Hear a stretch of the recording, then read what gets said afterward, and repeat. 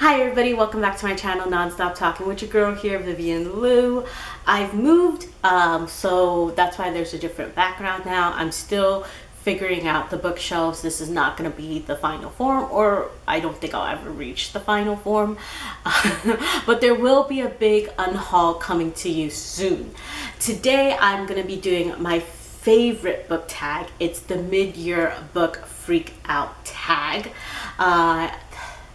I feel like 2022 has just really flown by. Like the months go by so quickly, and I can't believe it's already mid-year. Craziness. But in 2022 so far, I've read a fair amount of books, so I have quite a bit to discuss, so let's get started. The first question is best book of 2022. I don't think I've encountered my best book for this year yet, but I do want to highly recommend this manga series. It's A Man and His Cat. I read the first 4 or 5 volumes this year, and I just really love the series. I believe the Japanese title is Oji-sama to Neko, and it's created by Umi Sakurai. So this is just the softest, sweetest, most sensitive, loveliest, just all those really kind and warm words all put together. This is what this manga series, A Man and His Cat, encompass. There's just so much heartwarming moments, and there's later on in the volumes there's this emotional side that creeps up on you, and you're just so touched. And in short, the series just follows a lonely old man who decides to get a cat, and it just talks about their simple life together and them just healing each other. Highly recommend. The next question is best sequel you've read so far in 2022. Last year I started this series right in December, and then this year right at the start of the year I read volumes 4, 5, and 6, and it's Twittering Birds Never Fly. I don't know if that clap just ruined it, but the title is Twittering Birds Never Fly. I think that's a really beautiful title, by the way. I don't recommend this to most people. It's a really, really fucked up, messed up, problematic, toxic Japanese BL, and yeah, it's not for everyone. I just accidentally stumbled on it, and I fell into the sinkhole, and I just couldn't crawl out of it. I was sucked. I was in it, and I read it really quickly from December to January, and now I'm just patiently waiting for volume 7. Funny story, after finishing this, I actually attended an anime convention, and I was trying to see would there be any merch for this BL manga series, and I actually saw a poster of it, and I was like, oh, I didn't buy it, but it was still a nice moment. Like I said, I wouldn't recommend that. So let me go to another one that I would recommend, and this is on the brighter and softer side of things. And this year I read the 3rd book in this, I guess, art book graphic novel series, and it's The Tea Dragons by Kay O'Neill.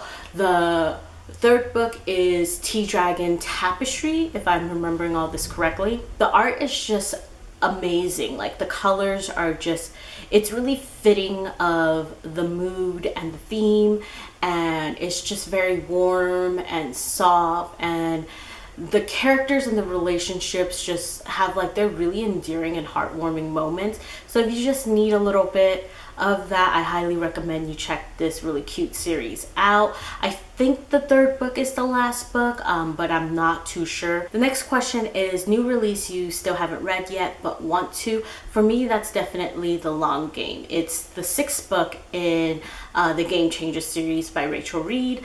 This is, or the Game Changer series is a male-male ice hockey romance. The 6th book, The Long Game, is actually a sequel to, I feel fan favorite couple, Shane and Iliad. Their first book was Heated Rivalry, and it's such a heated, sexy, hate to love, enemies to lovers, like that kind of romance. And it was just so well done. And I've been looking forward to this book. It came out in April, and I will get to it like really soon. Next question is most anticipated release in the second half of 2022. I have two. The first one is Our Missing Hearts by Celeste Ng. I've read both of Celeste Ng's books before and loved them. They both showed up on my favorites list. So I am so excited that we're going to get a new book from Celeste Ng. I love her writing. I love her storytelling. I did not read the synopsis for this book. I don't need to. I just heard that she had a new book coming out, and I pre-ordered it. And now I'm excited and just waiting for it. The second book that I am looking forward to, did you know that Boyfriend Material by Alexis Hall has a sequel? The sequel is Husband Material. I loved Boyfriend Material, so I'm highly looking forward to getting, I guess, reacquainted with the couple and just seeing what their life is like. I'm assuming that this is going to focus on their marriage story, and I'm really looking forward to it. It's going to be good. Next question is biggest disappointment. Now, one of like my favorite, like I guess, romance tropes is romance with a royal twist. I, for some reason, just love those so much. And I think Amazon recommended me this one, and I saw it being compared to Red, White, and Royal Blue, which I really liked, which is a comparison to Boyfriend Material, or Boyfriend Material also had that comparison. So I was highly looking forward to it, but I ended up giving this a 1 out of 5. Just did not work for me at all. And the title is Playing the Palace. I feel like reading like all the low rated comments on Goodreads, they truly express how I feel. I think the people who didn't like the book all feel the same way as to why. Next is biggest surprise. My biggest surprise is Lock and Key. I've only read the first volume, and the reason why this is such a big surprise is because I had no intentions of picking this up whatsoever. My coworker watched the Netflix series and said it was really good and was recommending me to watch it. And my coworker gives like really like solid recommendations, but I always felt like if I'm gonna watch it, I should probably read the graphic novels first. But it's horror, and I don't do horror. And my coworker was telling me like it's not scary, like it's not that type of horror. So I always had it like on my like TBR, but I never like actually picked it up. And then I finally picked it up, and I was like, wow, this was really, really, really good. Just the volume sets everything up so well. Like I'm like itching to read the second one already immediately. And I just recently picked this up, and that's why I haven't read the second volume. If not, I think I would have already. But yes, Lock and Key, it's like mystery, very, very slight horror, paranormal, fantasy. I don't know, there's just so many elements, and like I'm just like curious, like I just want to know what's going on. Next question is favorite new author. So this year I finally picked up Pachinko by Yi Min-jin, and wow, it's freaking epic. Like it's such an epic tale. I want to read more from this author. The way that generational trauma, the will to survive, living during a time of like war, I don't know, like those like, and the way that it goes from one generation to the next generation, the storytelling was just impressive. And honestly, this is my first book from this author, and I'm ready to read more from her. Next question is newest fictional crush. I wouldn't say this is a fictional crush per se, but it's kind of my answer to this question. So this year I picked up Simu Liu's autobiography.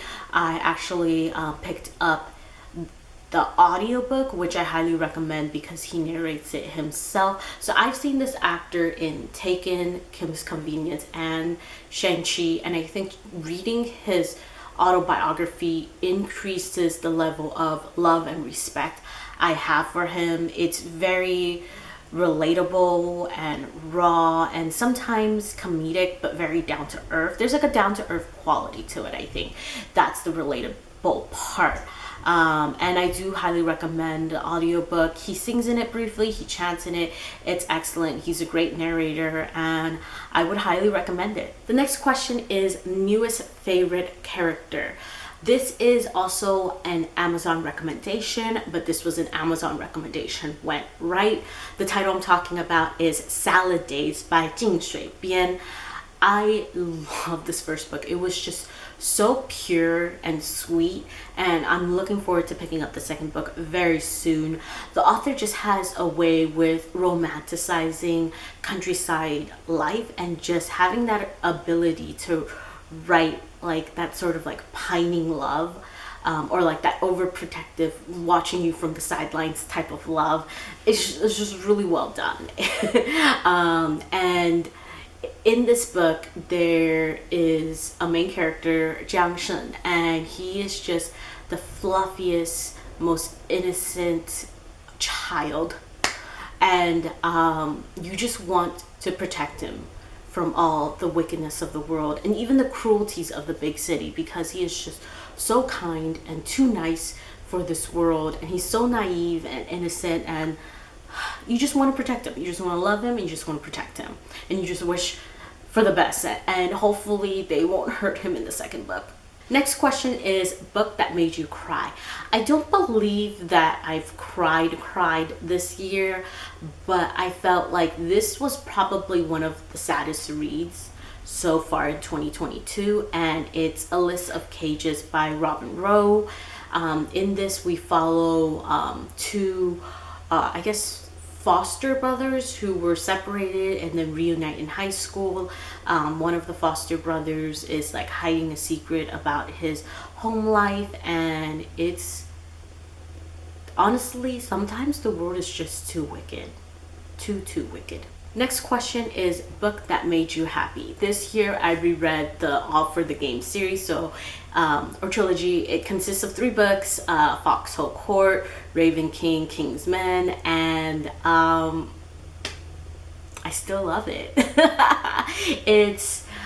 I just feel like these main characters who are like problematic, troubled, toxic, but yet so endearing and just trying so hard. There's just a quality to them and to it, and I think rereading it and being able to reaffirm my love for it made me happy. Not that this trilogy is a happy set. Favorite book to movie adaptation you saw this year?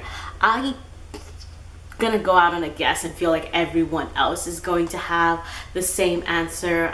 So obviously I read the 4th volume of Heartstopper this year, and I also watched Heartstopper, the Netflix series, and the live action is so well done. I highly recommend both the graphic novels and the Netflix series.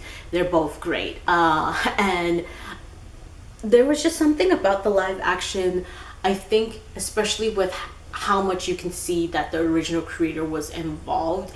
It had a lot of the original intent, but at the same time it was able to expand and also give side characters who didn't really have much lines like more time to be developed.